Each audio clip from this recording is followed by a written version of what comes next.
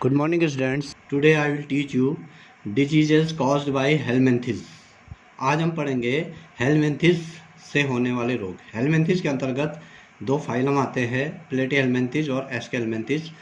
तो सबसे पहले हम देखते हैं टीनिएसिस। टीनिएसिस इसको बोला जाता है। ये जो रोग है ये टीनिया सोलियम फीता कृमि जिसको बोला जाता है उस परजीवी द्वारा होता है। और ये जो परजीवी है मनुष्य और सुअर की आंतों में रहता है और ये आंत का रोग है। यह रोगी की ये जो परजीवी है रोगी की आंतों में अंडे देता है और अंडे जो है मल के साथ बाहर निकलते हैं और उस मल को सुअर खाता है। फिर ये सुअर की आंत में पहुंच जाते हैं। सुअर का कच्चा मांस खाने पर या पका मांस खाने पर ये पुनः मनुष्य के अंदर चले जाता है। रोग के लक्षण, सिम्टम्स ऑफ डिजीज। इस बीमारी में पेट में दर्द होता है, पाचन तंत्र खराब हो जाता है, भूख नहीं लगती है। इसके अलावा इसके जो लार्वा है वो सिस्टिक सर्कस अवस्था में जो है रक्त द्वारा मस्तिष्क तक भी पहुंच जाते हैं, जिससे कि मृगी रोग भी हो जाता है।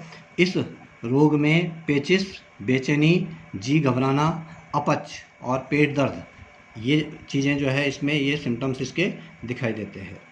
अगर इसकी रोकथाम करनी है तो सुअर का अधपक्का मांस नहीं खाना चाहिए।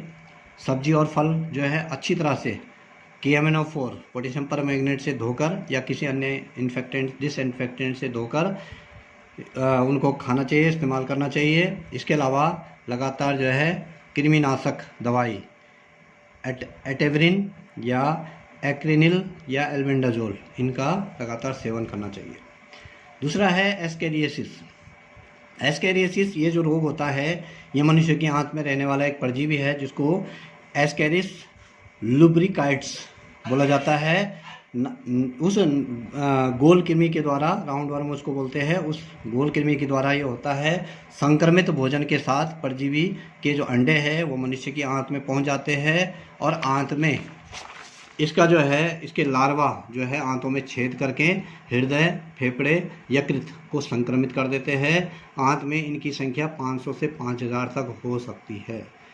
इसके जो लक्षण है इसमें मुख्य रूप से सर दर्द होना, शरीर में दर्द होना, उल्टियाँ, एपेंडिसाइटिस जिसको अपेंडिक्स बोला जाता है, अतिसार होना, गैस्ट्रिक अल्सर होना, घबराहट, ऐंठन, ये सिम्टम्स इसके होते हैं। संक्रमित जो बच्चे होते हैं वो दुर्बल हो जाते हैं और लगातार होने से मंदबुद्धि भी हो जाते हैं।